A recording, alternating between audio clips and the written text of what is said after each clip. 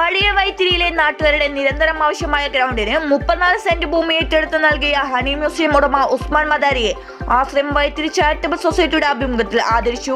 ആശ്രയം charitable trust chairman Raghavan, മുഖ്യ രക്ഷാധികാരികളായ T Nasar, CP Ashraf തുടങ്ങിയവർ പരിപാടിയിൽ സംസാരിച്ചു.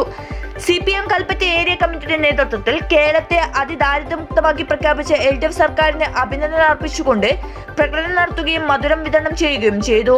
മുൻ MLA C ശശീന്ദ്രൻ പരിപാടി ഉദ്ഘാടനം ചെയ്തു.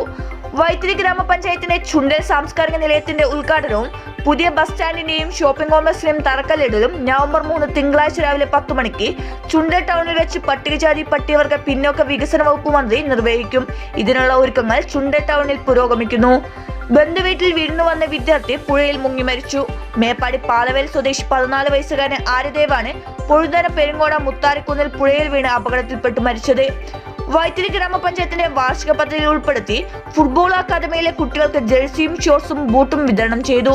വൈത്തിരി പഞ്ചായത്ത് മിനി സ്റ്റേഡിയത്തിൽ നടന്ന ചടങ്ങ് പഞ്ചായത്ത് പ്രസിഡന്റ് MV വിജേഷ് ഉദ്ഘാടനം ചെയ്തു.